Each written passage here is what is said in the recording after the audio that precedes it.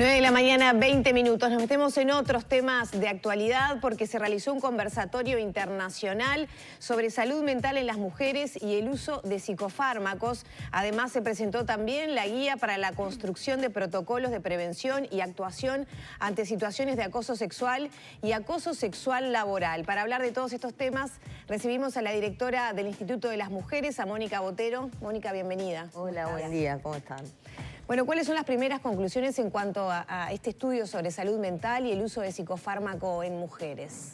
En realidad, el conversatorio tuvo que ver con la conmemoración del Día por la Salud de las Mujeres, que en realidad es el 28 de mayo, que hicimos alguna tarea de divulgación y bueno, una vez que pudimos juntar a varios especialistas, quisimos hacer una jornada para funcionarios y funcionarias y para las personas interesadas en este tema. Del año pasado y decidimos el día de la conmemoración del Día por la Salud de las Mujeres, que es un día que estableció la Red de Salud de las Américas, poner el foco en la salud mental. Primero porque nos parece que la salud mental tiene un abordaje que sería necesario profundizar y sobre la que conversar más. Vivimos en un país con índice de suicidio muy alto y si bien quienes terminan de concretar los suicidios son más hombres que mujeres, los intentos de autoeliminación están en un nivel parecido y hay especificidades respecto a ese tema. Por otro lado, hay también especificidades no tan específicas, porque estamos hablando de la mitad de la población del Uruguay, tiene los problemas de salud mental son particulares, digamos. Las mujeres solemos consumir básicamente psicofármacos para calmar. ¿Eso asusta realmente la diferencia entre hombres y mujeres en cuanto a ese consumo? Sí, es aproximadamente el doble, quizás un poco más, porque la encuesta que hizo la Secretaría Nacional de Droga tiene que ver con, se le pregunta a las personas el consumo que tienen de psicofármacos que está fuera de la receta, que no fue recetado por un médico, o que si fue recetado, a los que lo siguen tomando después de determinado periodo. Y aún con la receta es altísimo. Claro, claro. En general, lo que se consume es tranquilizantes. Digamos, las mujeres nos queremos tranquilizar. También hay más consumo a medida que aumenta la edad. Que aumenta la edad. Bueno, las demandas van siendo mayores, ¿no? Esto es, a la carga de trabajo se suma la carga de las personas que cuidamos, se suma el hecho de que no podemos darnos el lujo de tener, bueno, algunas, no estoy diciendo todas, pero en general las que estamos con niños pequeños y niñas pequeñas, no es que hacemos las cosas cuando queremos, nos vamos a hacer recreación cuando necesitamos ese escape que precisa todo el mundo, porque hay otras personas que dependen de nosotros. A medida que somos más grandes, hay personas mayores, personas con discapacidad, la carga de trabajo, el hecho de tener las responsabilidades familiares sobre sí, pero además también las responsabilidades del trabajo, porque cada vez más nuestro trabajo no es complementario, sino que somos jefas de hogar en la mayoría de los casos. Y entra otro factor clave hoy por hoy, que es la violencia de género, que ante la violencia de género también se dan más este tipo de situaciones. Sí, por supuesto, ni hablar. La violencia de género, según la segunda encuesta de prevalencia, que es nuestra, casi 8, 7 y poco de cada 10 mujeres sufrió violencia de género en algún momento de su vida y 1 de cada 5 en los últimos 12 meses. Eso implica una incidencia que alcanza a más de 1 millón de mujeres. Entonces, evidentemente, eso genera heridas internas, interiores, en el alma, en en el cuerpo, pero que se expresan en la psiquis, que lleva a un consumo alto de psicofármacos porque hay que seguir adelante. Entonces, hay una serie de cuestiones específicas que cuando se habla de salud mental se generaliza.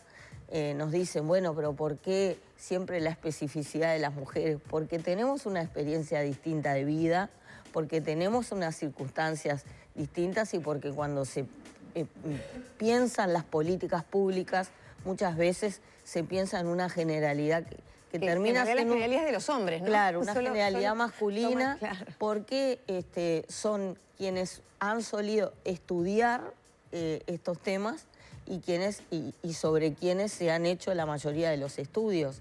Entonces, tenemos que asumir que somos distintos desde biológicamente hasta por nuestras experiencias de vida que llevan a ese tipo de situaciones. Y cuando vamos a formular una política vinculada al consumo excesivo de psicofármacos, de drogas, de otro tipo de drogas, cuando vamos a formular políticas públicas de salud, es muy importante tener presente esas diferencias. Y justamente me quedo pensando en eso. Hay vigente una ley de salud mental, mucho se habla, pero es como que uno tiene la percepción de que no se termina de avanzar. Todo esto, además, catalizado por la emergencia sanitaria, que trajo muchas consecuencias mentales.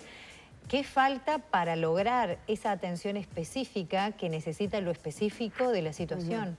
Bueno, es evidente que el sistema de salud estuvo muy exigido en estos 2 años y que el foco se puso en evitar muertes, en vacunar a la gente, en salvarle la vida. Entonces, evidentemente, sabemos que si bien no se desatendieron otros aspectos, hay un tema cultural, así como los temas de género tienen que ver con nuestras construcciones culturales, la salud mental evidentemente también.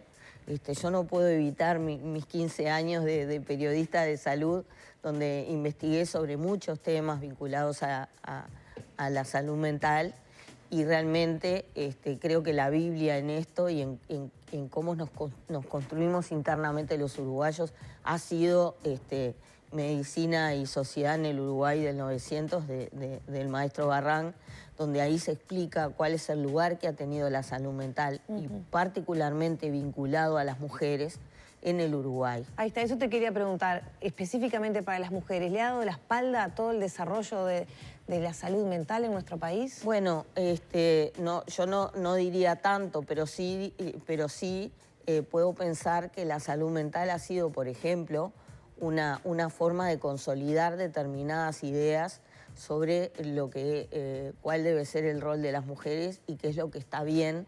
La salud mental tiene un poder de control social muy importante.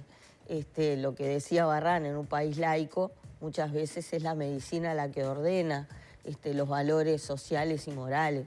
En el año 40, todavía una mujer que no mostraba interés en hacer las tareas de la casa era internada, ¿no? En el Vilar de Bo, en otros, para ver ¿qué le pasa?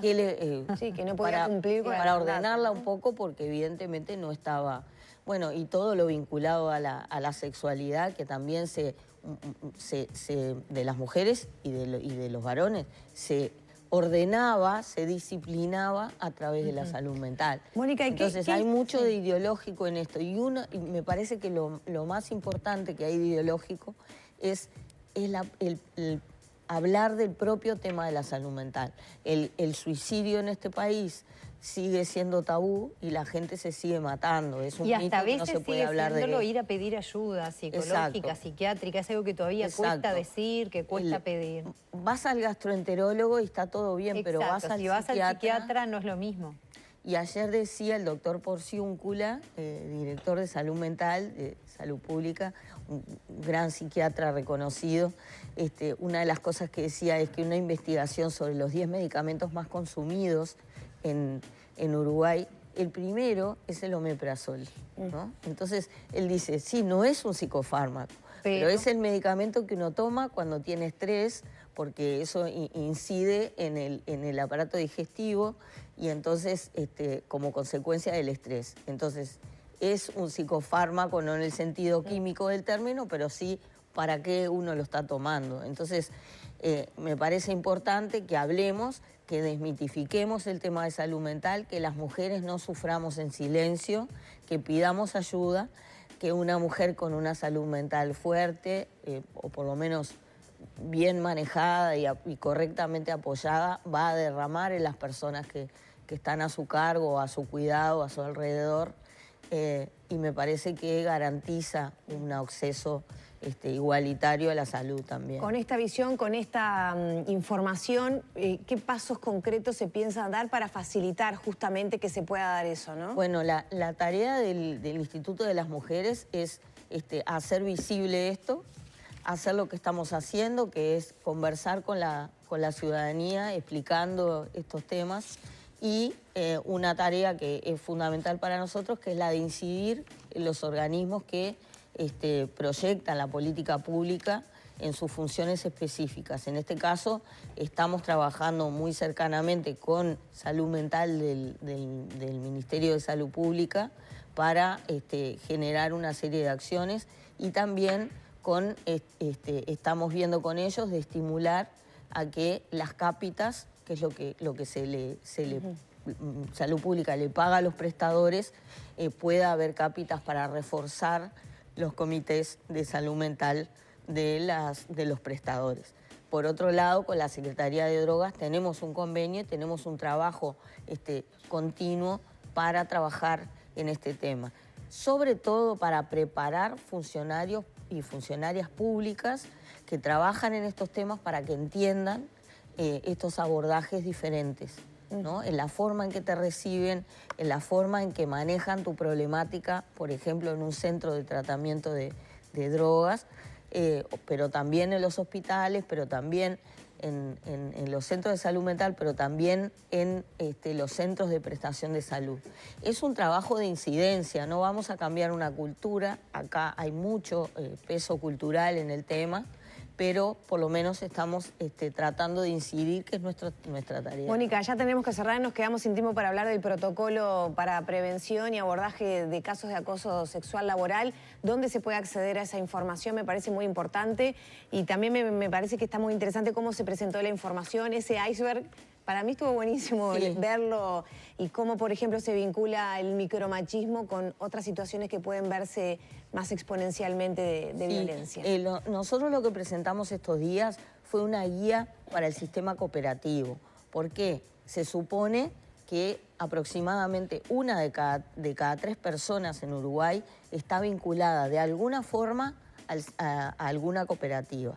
Entonces, lo que presentamos fue una guía que viene de un trabajo que ya lleva como 3 años con el Instituto Nacional de Cooperativismo, donde nosotros asesoramos sobre cómo debería ser el protocolo de las cooperativas para generar un ambiente sano de trabajo, de interacción. En las cooperativas, ustedes saben que por la distinta naturaleza pueden ser cooperativas de vivienda, pueden ser cooperativas comerciales, de trabajo.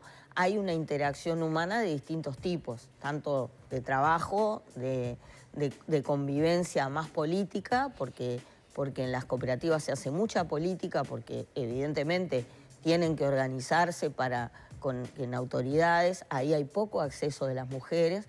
Por lo tanto, desde donde se genera la política hacia un sistema cooperativo no está el punto de vista de las mujeres, que a su vez son las que aportan, por ejemplo, en las cooperativas de vivienda el 70% del trabajo, y que antes era computado, lo decía Alicia Maneiro del Instituto del Cooperativismo, 30 horas de trabajo de una mujer se computaban como 10 hasta hace pocos años. ¿Por qué? Porque el trabajo que hacían las mujeres era considerado trabajo de menos especializado. Todo eso que es tan ideológico, que es tan subjetivo de valorar, eso ha cambiado. Pero entonces hay todo un proceso de cambio, y cuando hay interacción de este tipo entre hombres y mujeres, donde está involucrado el trabajo, en el caso del cooperativismo es la familia, porque hay temas de convivencia. Cuando hicimos un estudio con ellos, lo que se recogió es que la principal preocupación en materia de género es las situaciones de violencia y de acoso dentro de las cooperativas. Entonces, nuestra manera de ayudar fue, bueno, los asesoramos sobre cómo hacer un protocolo, y un protocolo que le diga al cooperativista y a la cooperativista, miren, si hay situaciones de acoso, usted tiene que hacer esto, que es plantearlo con confidencialidad, una persona que tiene que ser referente, y esa persona tiene que dar garantías de que se va a hacer una investigación seria y confidencial, tanto para la persona que plantea la queja como para la persona a la que alcanza esa queja. Bien. Y bueno, y que se va a hacer determinado procedimiento. Todo eso tiene que estar establecido para que todo el mundo sepa qué puede suceder. Y bueno, eso es lo que hicimos y estamos haciendo con el sistema cooperativo y también con otros organismos que tienen especificidades muy diferentes. Asesoramos a AFE y al SODRE, por ejemplo. Entonces, ellos deben darse los protocolos de acuerdo a la tarea que hacen. Bien. Pero nosotros ya tenemos una expertise, generamos la ley de acoso y sabemos más o menos por dónde dar las orientaciones. Mónica, muchas gracias por estos minutos. Gracias a ustedes.